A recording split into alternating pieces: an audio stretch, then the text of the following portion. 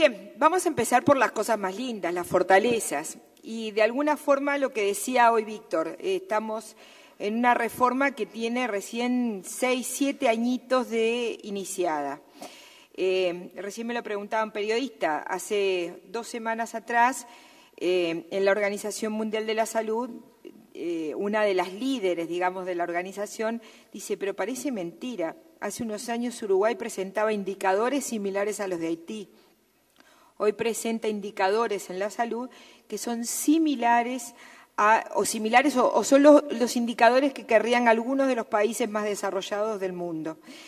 Esto no lo digo para nosotros pasarnos la mano por el lomo y decir qué bárbaro, está todo re bien. No se trata de eso, pero sí es una construcción que obviamente lleva tiempo, que la estamos haciendo juntos y es una concreción de todos los trabajadores de la salud uruguayos, así que me parece que hay que destacarlo. Bien, las fortalezas. La primera cuestión, ustedes saben que el año pasado la Conferencia Mundial de la Salud hablaba del nivel de cobertura y hablaba de la universalización de la cobertura. Uruguay, ustedes saben que no estamos todavía al 100% de los ciudadanos uruguayos en el FONASA, no alcanzó todavía la cobertura a todos. Sin embargo, los colectivos que aún quedan por ingresar son muy pocos. Son policías, militares, quedan algunos grupos de jubilados, ¿verdad? Y algunos más que todavía pagan de su bolsillo, que son muy pocos realmente. Y por otro lado, están quedando los trabajadores municipales. Esto no quiere decir que esas personas no tengan asistencia. No sé si me explico, no tienen cobertura FONASA. Pero asistencia. Pero el otro aspecto, cuando hablamos del seguro, y cuando hablamos y se generan a veces algunas fricciones entre nosotros y el sistema es público o no es público, la primera cosa es que el seguro es público. Es público, se hace cargo el Estado, ¿verdad?, de la mancomunación de los fondos, es único y es obligatorio, lo cual nos da ventajas sustanciales con respecto a todos los otros sistemas de los otros países. Porque esto es una fuente, primero, de accesibilidad y de equidad. Pero además es un fondo que tiene cierta justicia distributiva. ¿Por qué? Porque ustedes saben, con los problemas que podamos tener y todavía el peso que significa para muchos el aporte, pero que las familias aportan según su capacidad de pago. Pero a la hora de que el seguro le paga a los prestadores, ustedes saben que se paga más. Se paga de acuerdo a las necesidades, ¿verdad? No solo se paga de acuerdo a las cápitas, sino que se ajusta según edad y sexo. Por lo tanto, ustedes saben que se paga más por los niños menores de 1 año, se paga más por las mujeres en edad reproductiva y se paga más por los adultos mayores. Quiere decir que aquel viejo principio de cada uno según sus posibilidades, a cada uno según sus necesidades, de alguna forma está contemplado en el diseño de este seguro único, público y obligatorio de salud que tenemos los uruguayos. Esta fortaleza no la podemos perder. Y digo esto porque uno mira, por ejemplo, buena parte del problema que tienen algunos de los países latinoamericanos es que justamente tienen varios seguros coexistiendo con diferentes niveles de calidad, diferentes niveles de equidad y por lo tanto lo que hace que justamente se termina convirtiendo en una inequidad absoluta. Bien, por otro lado, además de este seguro, y cuando uno piensa en las cuotas salud, las metas, las metas asistenciales que ustedes ven que las estamos continuamente rediseñando, repensando, que yo creo que hay que volverlas a cambiar, pero hay una cosa muy importante, que buena parte de las metas están centradas en la salud, en mantener a la población en salud y no en la enfermedad. Nadie paga por pacientes atendidos en tal enfermedad, si no se paga justamente por controles en salud, porque las embarazadas estén controladas, porque los niños estén controlados, porque los adultos mayores tengan su carnet de control, porque los adolescentes tengan, porque la gente tenga su médico de referencia. La primera cuestión es que ustedes saben que tenemos todas las prestaciones obligatorias que tienen que cumplir los prestadores integrales del sistema, en un catálogo de prestaciones que es el PIAS, el paquete integral, ¿verdad?, el plan integral de atención sanitaria, con lo cual tienen que hacer lo mismo. Con todos los usuarios, la española, la FEMI, ACE, todas tienen que hacer lo mismo, ¿se entiende? todos tenemos derecho a las mismas cosas. Eso no es menor. Esto es una experiencia prácticamente inédita en el mundo, que todo el mundo tenga acceso a las mismas prestaciones. Y por otro lado, a los mismos medicamentos. El formulario terapéutico del medicamento dice, bueno, este es el vademecum que rige en el territorio nacional y al que están obligados a cumplir todos los actores, todos los prestadores integrales del sistema. Eso también da muchísima garantía. La otra cuestión es que ese paquete, tanto el catálogo de prestaciones como el formulario terapéutico del medicamento, ustedes saben que están generados por un equipo donde está el Ministerio de Salud Pública, pero donde hay otros actores, de donde se incluye a la academia, los prestadores, usuarios, trabajadores, pero que trabajan además con condiciones técnicas y basados en la evidencia científica disponible a nivel internacional. Yo sé que todos los días aparece en la prensa a alguien que no se le dio tal o cual medicamento. Ahora, los medicamentos que cuentan con la más sólida evidencia científica están contenidos ahí. Por otro lado, el Fondo Nacional de Recursos. Cuando uno piensa en las prestaciones de alto costo y uno mira en el contexto internacional, es prácticamente impensable en la mayor parte del mundo que la gente tenga acceso a cirugías cardíacas, a trasplantes. Cuando uno mira las revistas en el resto del mundo, uno ve ahí muy poca propaganda de Coca-Cola, pero sí mucha propaganda de seguros, por ejemplo, de trasplante. Porque lo que pasa en verdad en el mundo es que si alguien en la familia requiere una cirugía cardíaca o un trasplante, tiene que hipotecar su casa, los estudios de sus hijos, la vida. Y bueno, y en el Uruguay, todos los uruguayos en todo el territorio nacional, y cada vez está llegando más, porque ustedes saben que si bien el Fondo Nacional de Recursos es una organización establecida de muchos años y en sus principios está brindar accesibilidad a estas prestaciones de alto costo con equidad en todo el territorio nacional, la verdad es que la gente del interior llega menos que la gente de Montevideo. Ese es un hecho. Y se está trabajando para que cada vez más llegue más y realmente en los últimos años se viene revirtiendo esta tendencia. Así que nosotros tenemos un sistema que prácticamente alcanza el 100% de los uruguayos y uruguayas, pero que además de todo, con las mismas prestaciones para todo el mundo, con los mismos medicamentos para todo el mundo, con las mismas posibilidades en prestaciones de alto costo para todo el mundo. ¿Qué está en el fondo de esto? La función de rectoría del Ministerio de Salud Pública.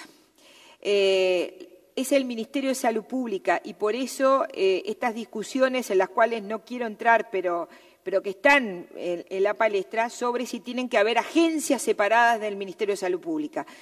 No, compañero, las funciones de rectoría el Estado las tiene que asumir. Son funciones indeclinables de los estados y de los gobiernos.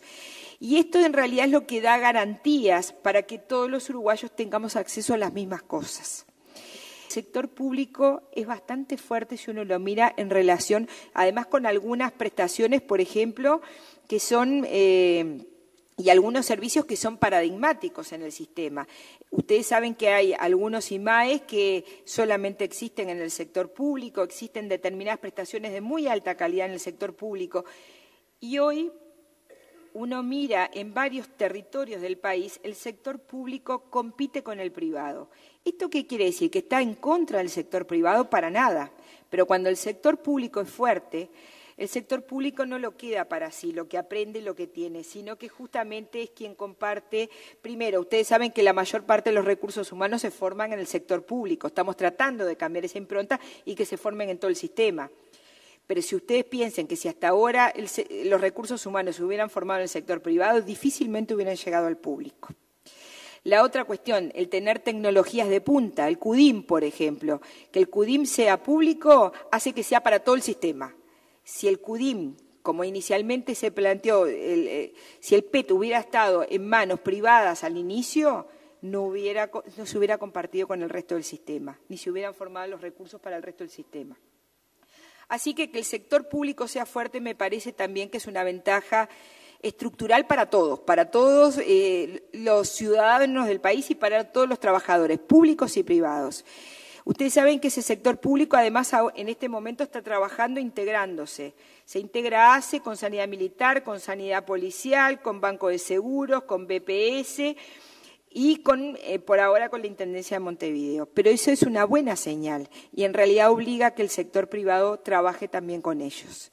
La otra cuestión, la sostenibilidad financiera, y acá yo sé que todos los días aparece en la prensa que hay instituciones que no tienen sostenibilidad financiera y que tienen problemas financieros, pero hay algunas cosas que tenemos que saber. La primera cosa es que todos los prestadores privados del sistema que estaban fundidos antes de la reforma, recuerden que varios estaban en concordato, que había millones de trabajadores de la salud en la calle, lo cierto es que casi todos ellos duplicaron y hasta triplicaron el número de usuarios que hoy atienden con la reforma de la salud. Y por otro lado, el hecho también de que haya un seguro público y que les paga por lo que hacen y no por lo que quieren, también en realidad les dio sostenibilidad financiera. La representación social que acá reclamó Víctor, es cierto, la reforma de la salud no se sostiene si no hay representación y participación social, tanto de trabajadores como de usuarios. Que después veremos que también tenemos problemas con esa representación social, y la representación social en sí misma tiene dificultades y no podemos decir que no la tenga. Ahora, si no la tuviéramos, no teníamos esta reforma. Y esa es la primera cuestión. Y retrocederíamos en muchísimo y en muchísimos años. ¿Qué le vamos a dejar a los empresarios que se encarguen de la salud? ¿Vamos a volver a que la salud sea una cuestión, una mercancía en vez de un derecho? ¿Quién es el garante de que la salud sea un derecho? Los trabajadores y los usuarios. Y no hay otra forma. Bien, el tema de la descentralización, que no es estrictamente una descentralización, pero el hecho de que el Ministerio de Salud Pública con la Rectoría trabaje en todo el territorio nacional, que además no trabaja solo, trabaja justamente en las juntas departamentales de salud, con los consejos consultivos, con los distintos actores sociales, con otras instituciones en intersectorialidad, pero que se crean políticas de salud y políticas sociales en territorio. Nos parece que es una fortaleza. No se puede gobernar a todo el país desde Montevideo con una visión montevideana. La estabilidad económica y la calidad de vida que hay en este momento, no digo ni que sea maravillosa, ni que sea bárbara, ni que no tengamos que profundizarla, pero es una condición bien importante también, porque en condiciones de estabilidad económica la reforma de la salud o lo que es los servicios de atención a la salud se posicionan de otra forma, con posibilidad de otras prestaciones, con posibilidad de atención a la salud y promoción de salud, que es lo que tiene que haber, y con posibilidades de generar mayor accesibilidad y mayor equidad.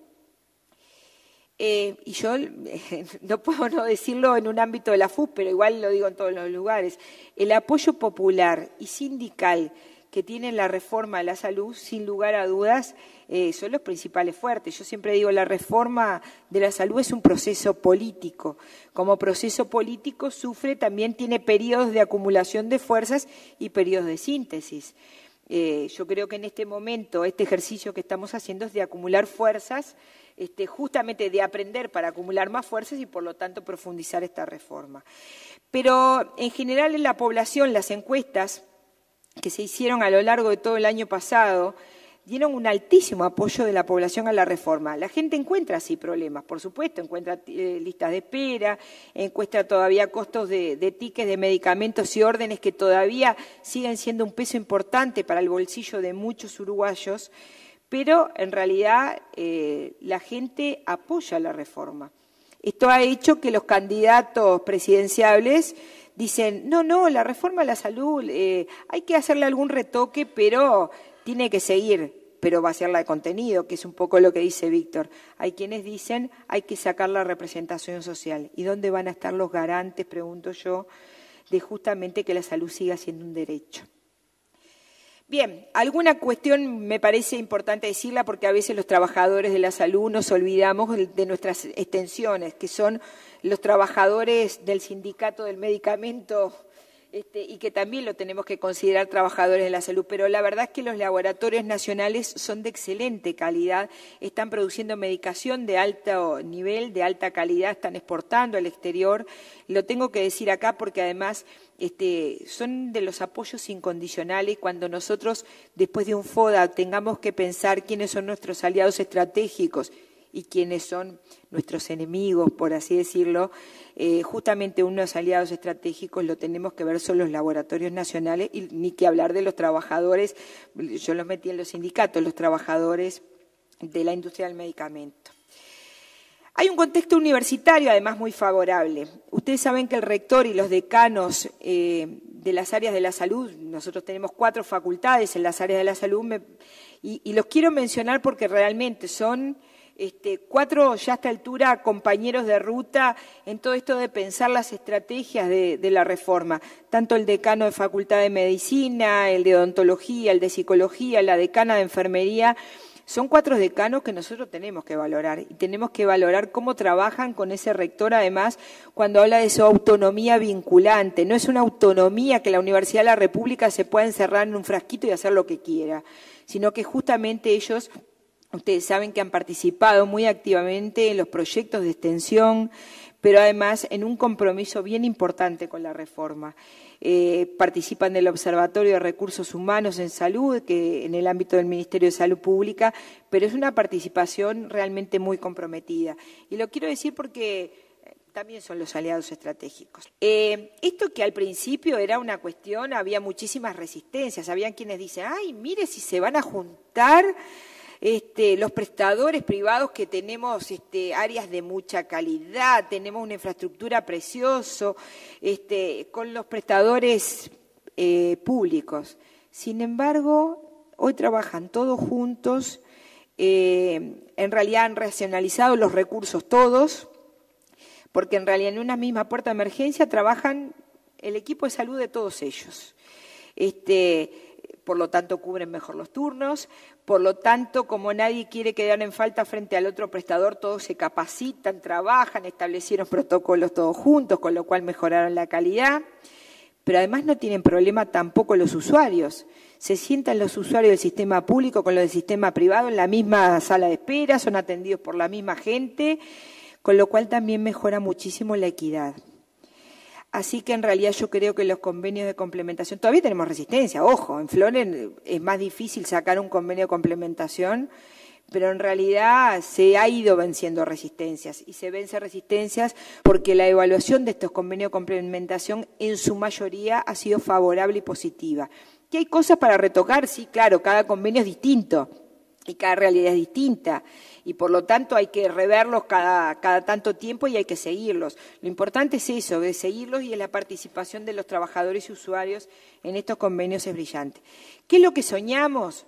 Soñamos con una red integrada de servicios de salud, donde en algún momento el usuario vaya a la policlínica de su barrio sin preguntar cuál es el prestador, y entre los prestadores acomoden sus números entre ellos, pero eso no sea un problema para el usuario, sino que el usuario vaya a la policlínica del barrio que le queda más cerca, y bueno, y después los prestadores entre ellos acomodan, arreglan, lo derivan al segundo o tercer nivel cuando precisan, el tercer nivel lo devuelve al primer nivel, pero que en realidad el tema de prestadores o no, de cuál sea, en realidad es una cuestión de números que se arreglen administrativamente.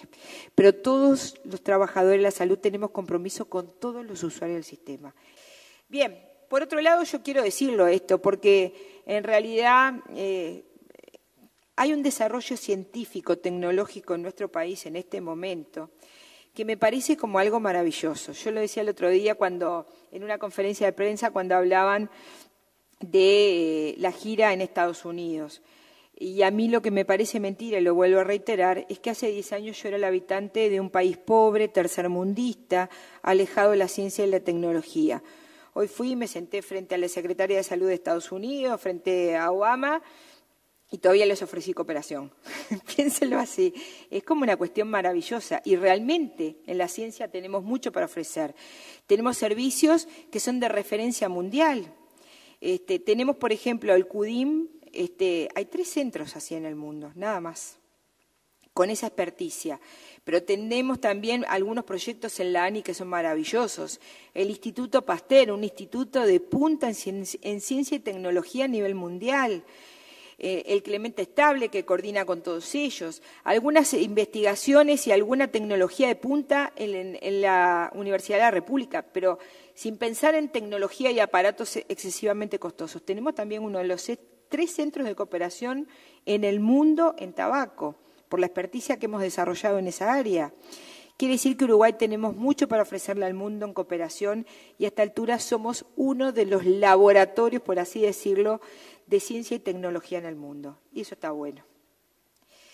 Y la otra cuestión es el prestigio de Uruguay a nivel internacional, ¿no? Tanto así que en realidad nos reciben, no es que a Mujica lo recibió Obama, sino que lo recibió con varios de sus ministros, con una delegación impresionante, lo escuchan. Vamos a la Secretaría de Salud, también vamos varios actores y nos escuchan y nos dicen, ay, porque Uruguay, el nivel de desarrollo que tiene en la ciencia es maravilloso. Entonces, cuando queremos mostrar en realidad en que hemos avanzado, no podemos olvidarnos de esto también.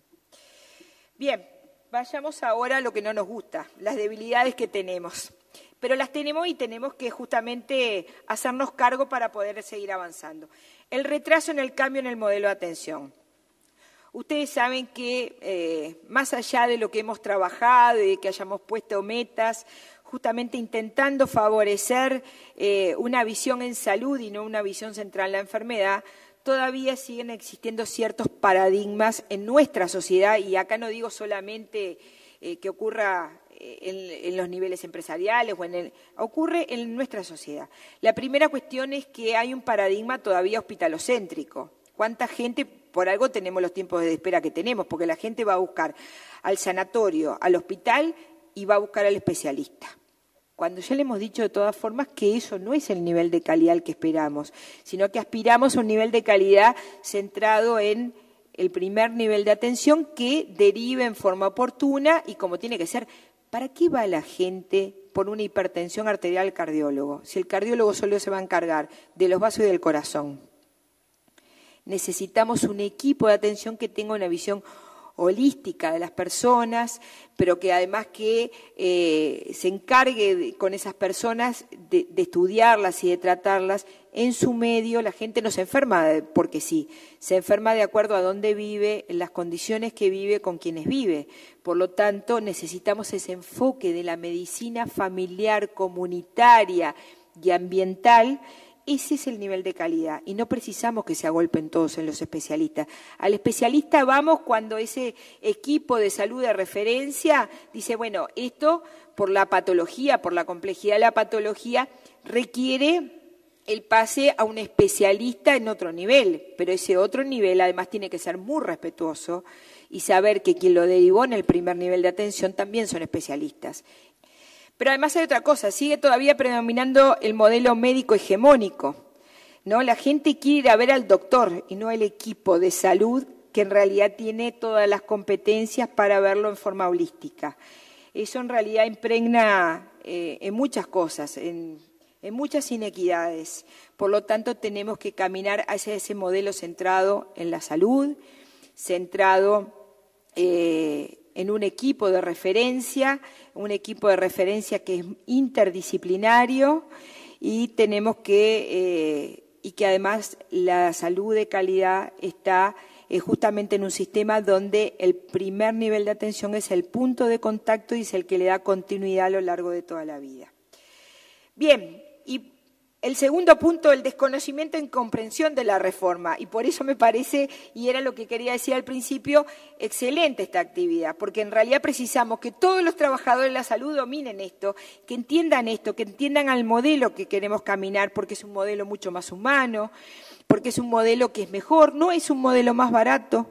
El modelo en el cambio de atención, el cambio en el modelo de atención no es más barato, no es cierto que el primer nivel de atención sea más barato, ni que sea menos especializado, no lo es, eso es mentira, eso lo tenemos que decir, es mentira, pero es un modelo más humano, mucho más holístico, que nos comprende mejor a los seres humanos, por lo tanto tenemos que caminar, pero si los trabajadores de la salud hasta el día de hoy siguen hablando del especialista, siguen hablando del doctor fulanito de tal, es más, el otro día decían en alguna reunión que la gente quería atenderse con Salveraglio.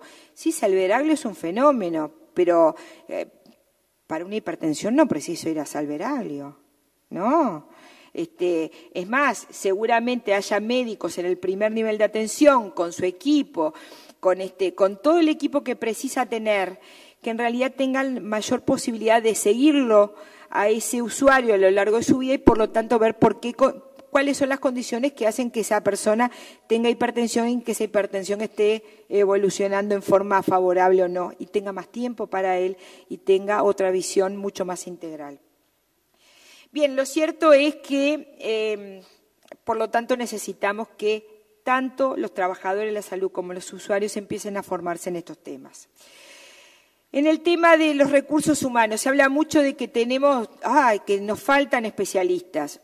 Primero, no nos faltan especialistas. Esa es la primera cosa en algunas especialidades, pero especialistas médicos y no médicos, porque nos faltan sobre todo, por ejemplo, técnicos y licenciados en imagenología, por ejemplo. Nos faltan técnicos y licenciados en todo lo que es las áreas de rehabilitación. Eso sí. Pero en realidad tampoco es que tengamos tanta carencia de recursos humanos, sino que los tenemos mal distribuidos. Siguen concentrándose en Montevideo y en las áreas metropolitanas.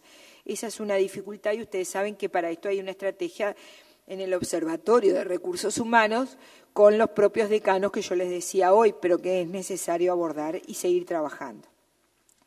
Bien. Las inequidades salariales. Mientras haya un modelo médico hegemónico hiperespecializado, la plata sigue yendo para los médicos y para los médicos especialistas del tercer nivel, ni siquiera para el primer nivel. Por eso tenemos que trabajar en el modelo, porque cuando la gente empiece a entender, la gente va a reclamar justamente el primer nivel de atención y además todavía tenemos aquello de que si bien tenemos laudos y tenemos negociación colectiva, lo cual ha sido una ventaja sustancial, también es cierto que todavía hay muchas inequidades salariales. A igual función, igual remuneración, estamos lejos todavía. Y también hay una inequidad entre Montevideo y el interior en los salarios, por ejemplo, entre el primer nivel y el tercer nivel. Por lo tanto, esas son cuestiones que me parece a mí que hay que abordar. El tema de las corporaciones, la palabra corporación muchas veces no me gusta mucho utilizarla, porque existen, es cierto, organismos corporativos, pero existe mucha incomprensión. Hay gente que, yo estuve formada en que atendieran el hospital y a los enfermos, y todos mis compañeros fueron formados en eso. Por lo tanto, le es difícil a la gente entender otras cuestiones y por lo tanto siempre siguen pidiendo más tecnología, más especialistas, entonces tienen un pensamiento corporativo sin pensar muchas veces que le hacen el favor a determinados sectores. Es que no lo entienden y por eso es necesario hablar de estas cuestiones. Acá hay una cuestión que también tenemos que trabajar y que el próximo Ministerio de Salud Pública no nos dio el tiempo de abordar, pero es la desigualdad de los precios. Cuando uno pregunta ¿cuánto sale contratar una cama de CTI a lo largo y ancho de todo el país? Estamos hablando de precios que son bien diferentes, por las mismas cosas y los mismos servicios. Por lo tanto, si bien el sector salud es uno de los sectores que más fuertemente se reguló con la reforma de la salud, todavía quedan muchísimas cosas por regular, y esta es una. Bien. Hay algunos aspectos estructurales en nuestro hospital de clínicas, querido hospital de clínicas, que en realidad nosotros tenemos que rever. Ustedes saben que la gente hoy no se forma únicamente en el hospital de clínicas, es nuestro hospital universitario, pero por suerte, y así lo queremos justamente en este cambio en el modelo de atención, que la gente se forme en las policlínicas, barriales, que transite por los centros de salud, por policlínicos, por consultorios, porque todo eso es el sistema de salud y en todos esos lugares se aprende. Si solamente lo formamos en un hospital universitario, solamente va a haber una formación del tercer nivel, no va a cambiar nunca el modelo. Pero esto tiene que ser entendido por todo el mundo, incluidos por nuestros compañeros que están adentro del hospital de clínicas, y por lo tanto la discusión de dónde tiene que estar ubicado el hospital universitario en el marco de la reforma es importante. Ustedes ya saben que ya eso se viene discutiendo hace tiempo y está integrada la red integrada de efectores públicos en salud. Pero de todas formas, la pregunta es, ¿necesitamos todo ese número de camas en un hospital universitario? Ya por lo pronto los estudiantes están dispersos por todo el país y por todos centros de primero, segundo y tercer nivel. La otra pregunta es si no tiene que quedarse y esto lo tiro acá sin haberlo conversado y capaz que en ese sentido es medio responsable, pero sí lo voy a decir, yo creo que el Hospital de Clínicas tiene que tener los servicios de tercer nivel y tiene que hacer la formación en los recursos humanos en eso, pero no necesariamente tiene que formar en todo lo que formaba antes. Y por lo tanto esta es una debilidad porque no nos dimos los tiempos para trabajarlo y estudiarlo, y esto sí tiene que quedar solucionado para el próximo periodo. Bien, y por último, la Rectoría tiene ciertas debilidades presupuestales.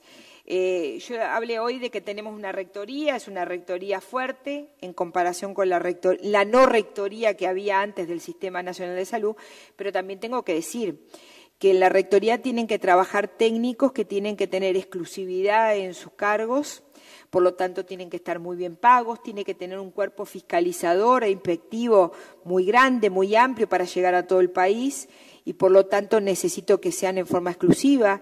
No puede pasar lo que hoy algunos de ustedes denuncian, que hay inspectores que llaman antes a los servicios de salud y entonces los jefes de los servicios se acomodan antes de que llegue el inspector y eso pasa porque hay connivencia de intereses. Pero para que no haya connivencia de intereses tengo que tener a los técnicos más calificados en el Ministerio de Salud Pública y muy bien pagos y que además hayan firmado justamente su exclusividad, como sucede en la DGI, igual. Pero además tiene que tener los técnicos más altamente capacitados en todas las áreas de regulación de la tecnología y del medicamento y por lo tanto eso tiene que acompañarse de un presupuesto acorde. Bien. Y por último, las amenazas que tiene esta reforma de la salud. Justamente decirles a ustedes, esto me parece que yo sé que ustedes son de los que más se esfuerzan en que haya una participación importante, pero a lo largo y ancho del territorio todavía la participación social es escasa, con muchos problemas y sé que justamente hay muchas organizaciones de usuarios, la miro aquí ya, pero por suerte justamente el movimiento en defensa de la salud ha tenido la virtud de tratar de meterlos a todos para adentro y darles una forma. Lo lógico es que el movimiento sindical viene con muchos años de historia, con una tradición de una central única, y eso tiene que pasar también con los movimientos de usuarios. Sé que ustedes están trabajando justamente para que eso ocurra, así que en realidad el agradecimiento en ese sentido. Hay una cosa sobre la que sí quiero alertar, que a mí me preocupa por lo menos, y esto es un pensamiento en voz alta. Hay muchas estructuras de participación. A la gente que es militante la agarramos para participar en todo. Participan desde las organizaciones barriales, participan con el alcalde, participan como concejales, van a la comisión fomento de la escuela, en los consejos consultivos de la mutualista, los queremos agarrar para las juntas departamentales de salud. Al final tienen una agenda que es peor que la del presidente de la República. Y eso no asegura que otras personas ingresen, además, a los organismos. Ponen en la responsabilidad de unas pocas personas estas mochilas y nosotros decimos que hubo participación porque ellos están. Yo creo que deberemos quizá ver cómo unificar todas esas estructuras y tener movimientos de participación real, lo cual no va a ser fácil, pero en algún momento lo tenemos que empezar a repensar. La otra cuestión, la visualización, hay ciertos sectores profesionales que dicen, bueno, nosotros somos los que tenemos que conducir y somos prácticamente los únicos que tenemos que conducir porque tenemos la preparación, porque tenemos la formación académica, porque tenemos determinada lugar en la sociedad. Y justamente creo que no, creo que esa visualización de ciertos como los elegidos también es una amenaza y en realidad tenemos que hacernos cargo de que toda aquella persona que entra al consultorio con sus hijos a cuesta y que tiene muchas dificultades es la que mejor nos puede aportar en un proceso de reforma de la salud y que capaz que también puede conducir la reforma, ¿cómo no?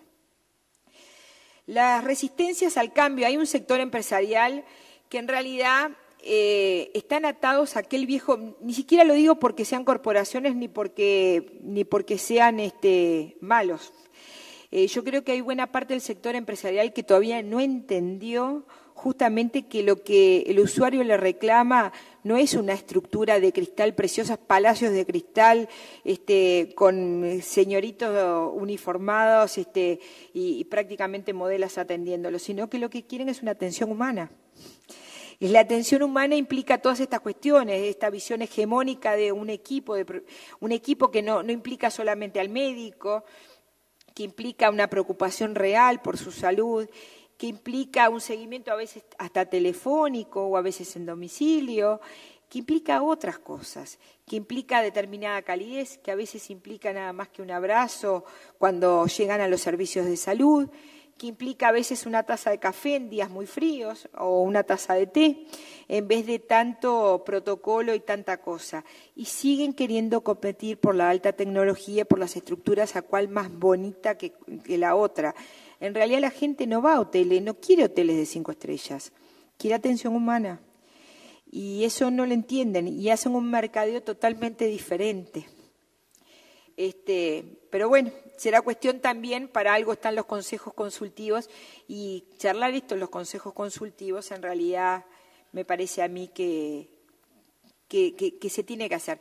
Tampoco los trabajadores de la salud, que lo que queremos es oficinas de cristal, sino queremos que muchas veces poder dialogar con los gerentes de las instituciones y pensar juntos en procesar cambios que sirvan para la institución, porque en realidad si trabajamos en la institución no es que queremos estar en contra de los gerentes. Lo que tienen que entender es que tenemos que trabajar todos juntos por un cambio y una mejora y una satisfacción en la atención a los usuarios. Pero hay una amenaza que sí es muy preocupante y esto lo tenemos que ver. Los seguros internacionales y los laboratorios multinacionales, en la medida que Uruguay crece, como está creciendo en todos los aspectos económicos, cada vez nos miran con mayor apetencia. Y por lo tanto hablan cada vez más de agencias y hablan más de cómo se debiera hacer la investigación. Y nosotros no precisamos de las opiniones. A ver, nosotros aprendemos de los extranjeros, ¿cómo no? Pero la construcción de cómo deben ser nuestras políticas la tenemos que hacer los uruguayos, hechas por uruguayos. Acá hay alguna cuestión que también tenemos que ver. Estos laboratorios internacionales en algún momento también estaban en nuestro país y cuando llegaron las épocas de las pálidas se fueron todos, nos dejaron sin medicamentos de primer orden. Todos los días nos vienen a vender medicamentos de última generación que nos van a resolver, no sé, la vida. Obviamente esos medicamentos son más costosos y cada vez quieren menos fabricar los medicamentos esenciales, los medicamentos que realmente salvan vida, los antibióticos de primera generación. Y nos quieren inducir a los antibióticos de ultísima generación, que son maravillosos y que tienen la hipersensibilidad para tal o cual bicho. Pero si empezamos por ese, vamos a tener multiresistencia, por ejemplo. Y porque además no precisamos comprar medicamentos altísimamente costosos, salvo para algunos casos en particular. Entonces, esto nosotros lo tenemos que ver. Pero además estos laboratorios le pagan a ciertos profesionales por indicar ese medicamento de ultísima generación que le va a salvar la vida y le va a asegurar que va a vivir 200 años. Primero, cuando uno tiene una patología terminal no va a vivir ni 200 ni 100 y gracias, si estamos hablando de una patología terminal, estamos hablando de días u horas de vida. En segundo lugar, todos queremos que la mejor calidad de vida hasta el final, pero eso no te lo asegura la última generación de medicamentos y los medicamentos más costosos. Pero lo que sí me preocupa es que hay profesionales acá que están dispuestos a recetarlos y nos meten en un lío siempre. Y no es que ellos a veces no sepan, a veces no saben, es cierto.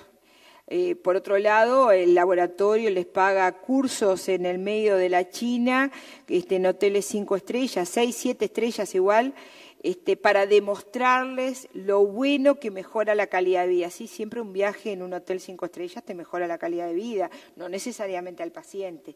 Entonces hay que ser muy cuidadosos con esto. Con esto no digo que la mayor parte de los profesionales uruguayos no sean muy cuidadosos, son muy cuidadosos. Nosotros prácticamente no tenemos resistencias bacterianas importantes y eso está demostrando la responsabilidad, la alta responsabilidad. Pero sí hay un grupejo que hay que cuidarlo. La judicialización de la salud, esto también es lo otro. Esos médicos que recetaron o esos profesionales que recetaron ese medicamento que ni nombre tiene, porque muchas veces tiene letra y números, porque ni siquiera se demostró en la evidencia, todavía están en fase de experimentación, pero igual lo recetan y le dicen al juez, este es el medicamento que le puede salvar la vida. Nos meten en un brete mayor, primero porque no siempre es cierto. Esa es la cuestión, no siempre es cierto. Media hora más de vida no implica mayor calidad de vida. Muchas veces habla de un ensañamiento terapéutico y la judicialización de la medicina es un ámbito no es un problema solo de Uruguay. Al contrario, Uruguay es uno de los países menos judicializados, pero nos está metiendo en bretes de cada vez mayores costos, con menos satisfacción. Y hay que pensar que la reforma de la salud lo que generó en las vidas de los uruguayos. Cuando se habla de la modificación del nivel de vida de los uruguayos, hay dos cosas que siempre se citan en los estudios, que son la mayor cantidad de empleo y la regularización del empleo, la formalización del empleo, por un lado, ¿verdad?, con toda la negociación colectiva, y por otro lado, la reforma de la salud. Porque la salud en otros países del mundo, inclusive en los países del primer mundo, son de las cuestiones más inequitativas. Si yo les tuviera que decir algunas cuestiones, espero que el Fogata, que está en Ginebra, no le duela un diente, porque si no lo que va a hacer es tapárselo y va a llegar al Uruguay para realmente arreglárselo. Esto me lo decía la embajadora en Ginebra.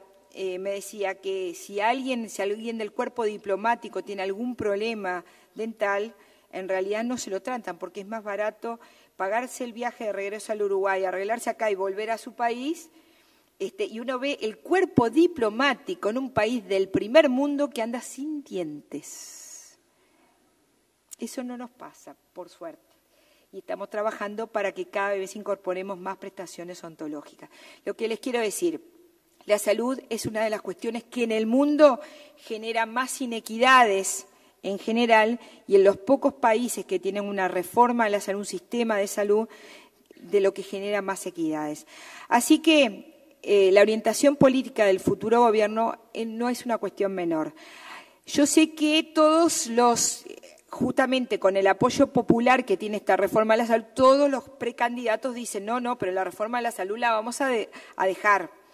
Vamos a cambiar algunas cositas, pero las cositas que van a cambiar, si ustedes miran bien, son las que tienen que ver con la participación social, con las fortalezas en la rectoría, con un seguro único, o sea, la van a vaciar de contenido. Por lo tanto, no les voy a decir más nada, voy a recordarles que hay que trabajar, pero hay que pensar y actuar en consecuencia. Me parece que esta es una instancia sumamente válida, que ojalá se siga repitiendo, y bueno, felicitarlos nuevamente por esta iniciativa. Y bueno, compañero, hay que defender la reforma. Gracias.